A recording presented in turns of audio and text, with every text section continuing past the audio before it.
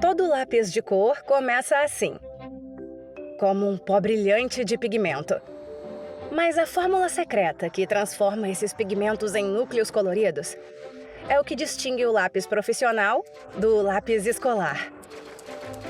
Cada ingrediente, do pigmento à cera, ao óleo e mesmo à madeira, é cuidadosamente selecionado para dar a esses lápis o melhor desempenho no papel. E os artistas estão dispostos a desembolsar centenas de dólares por esse nível de performance. Um conjunto de 120 lápis Faber-Castell policromos custa $350, 14 vezes mais do que uma caixa similar de lápis coloridos Crayola.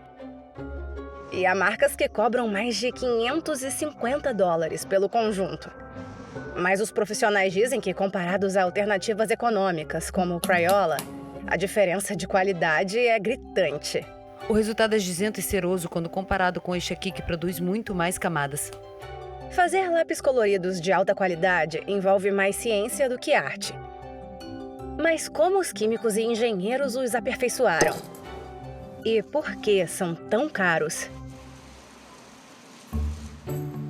Na fábrica da Faber-Castell, em Stein, na Alemanha, os funcionários produzem espantosos 2,3 bilhões de lápis por ano. Uma tarefa que requer incrível precisão. Começando por isso aqui, o pigmento. Assim como pessoas, as partículas de cada pigmento têm sua própria personalidade e comportamento. Algumas são tensas e ásperas e arranham o papel. Outras são suaves e sedosas. Mas tamanho também importa, até o nível micrométrico. A Faber-Castell diz que o ideal é que 90% das partículas de pigmento tenham um diâmetro menor do que 40 micrômetros. Essa medida seria perfeita para criar um núcleo com textura consistente e uma cor vibrante e que se distribui suavemente. Se as partículas forem muito grandes, a distribuição não fica uniforme, certamente, e produz traços de cor irregulares. Obviamente, ninguém quer isso. Equilibrar o comportamento do pigmento exige ajustes nos outros ingredientes. Diferente de alternativas mais baratas, os lápis profissionais contêm muito mais pigmento do que material de preenchimento. Por isso é crucial que o equilíbrio entre os ingredientes seja perfeito. Os ingredientes são ultra secretos, mas George Lugert, químico da Faber-Castell, contou a Business Insider que eles são uma combinação específica de óleos, ceras e materiais que unem os pigmentos. O resultado é essa mistura, pedaços pastosos de cor. Mas cada cor tem uma fórmula personalizada, porque nem todos os pigmentos se comportam do mesmo jeito. Há pigmentos angulares, ligeiramente mais ásperos, e é preciso tentar mudar isso, aumentando a quantidade de cera para compensar. Depois da misteriosa combinação de ceras, óleos e materiais de preenchimento ser misturada com o pigmento, ela é inserida nessa máquina de alta pressão. O resultado? Núcleos cilíndricos idênticos no comprimento do lápis. Os funcionários assam os núcleos em lotes para endurecê-los. Depois eles mergulham os núcleos secos numa mistura de ceras e derivados de ácidos graxos. Os núcleos dos lápis coloridos da Faber-Castell têm 3,8 milímetros de diâmetro, o que os torna menos suscetíveis à quebra do que os núcleos de 3,3 milímetros da Crayola. A empresa testa aleatoriamente núcleos de cada lote para garantir que eles não se quebrarão sob pressão. Verificadores de qualidade aplicam pressão aos núcleos num ângulo de 60 graus. Eles não deveriam quebrar sob uma pressão de pelo menos 3,3 quilos. O desempenho do núcleo também é analisado com testes de desgaste como esse. Observamos o desgaste da cor. Isso é, nós comparamos com uma referência padrão, para que mesmo depois de anos, o cliente ainda tenha os mesmos traços no papel. Cada marca produz núcleos de lápis com suas próprias características. A base de cera dos lápis Luminance da Caran d'Ache é suave e a cor derrete no papel. Isso é ótimo para criar gradientes. Os lápis coloridos da Faber-Castell, por outro lado, têm um núcleo mais duro, sendo melhores para linhas finas e detalhes realistas. Até a madeira, que envolve o núcleo do lápis profissional, é cuidadosamente pensada. A madeira de um lápis determina a duração e a qualidade da afiação do lápis. O cedro é a porte das madeiras. Tem altíssima qualidade. Pelo cheiro, pela cor, pela qualidade da afiação da madeira, não tem podre, azulado ou outros defeitos. Então, o cedro é o material preferido para o lápis de alta qualidade. Na fábrica, a madeira é cortada em placas, que são armazenadas por meses até estarem secas. São fresados sulcos na madeira, por onde os núcleos são encaixados nas placas. Outra placa idêntica é colada por cima, e o conjunto é pressionado antes de ser cortado em lápis perfeitos. Mas não basta o lápis ter um bom desempenho.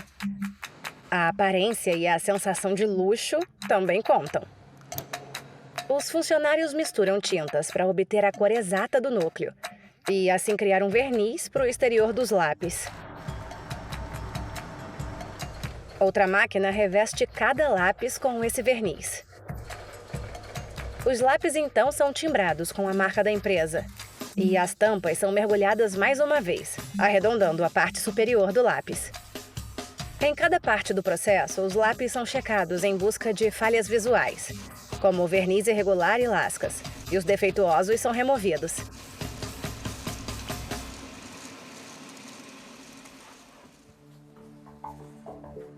Minha coleção de lápis deve valer agora, eu diria, umas 600 ou 700 libras.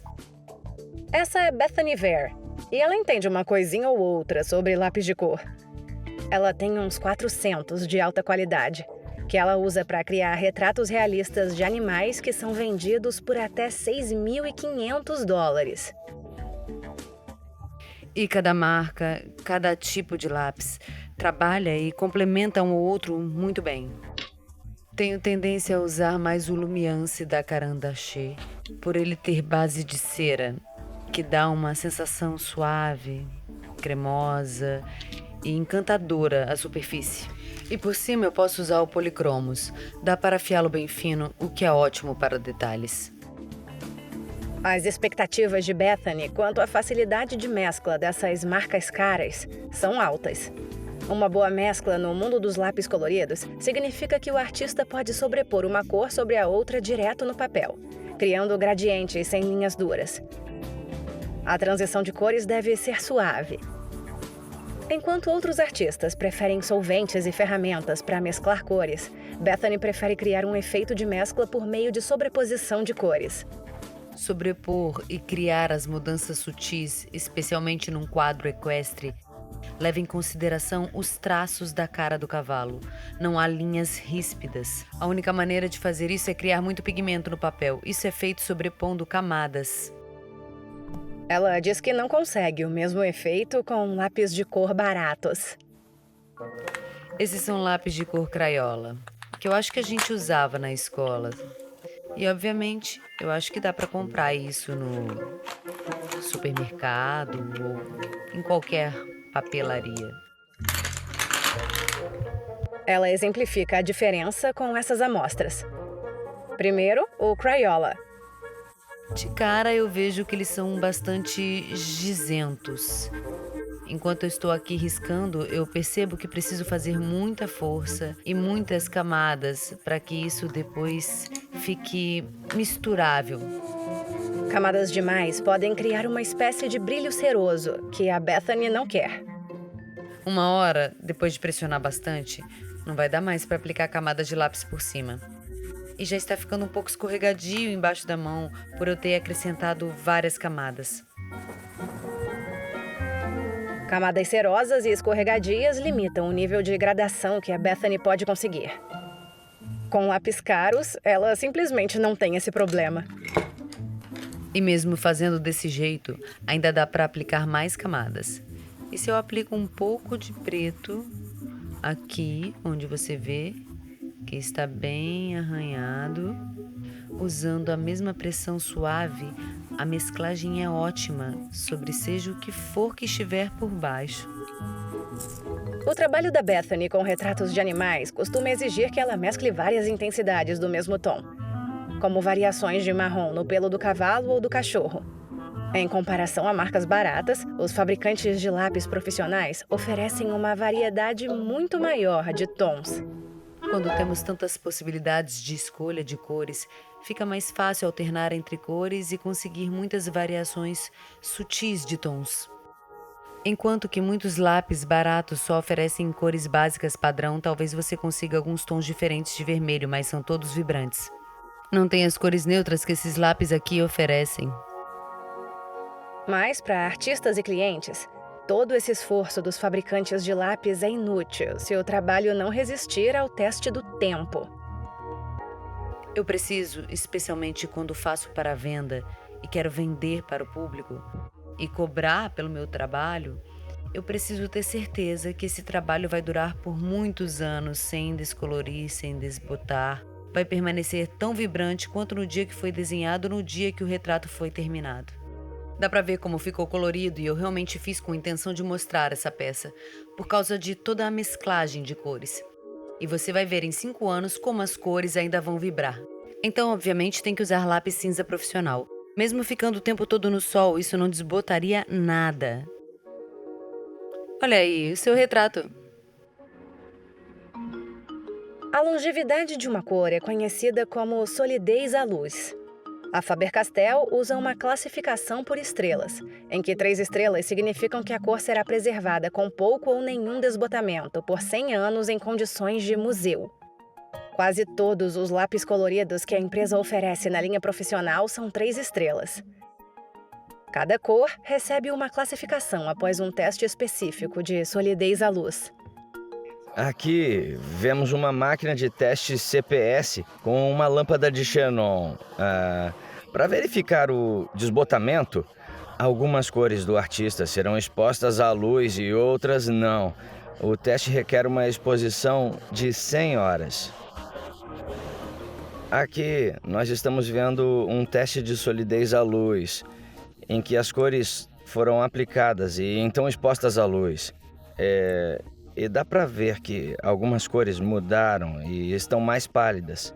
Mas se olharmos por outro lado, cores com alta solidez à luz mudaram um pouco ou praticamente nada.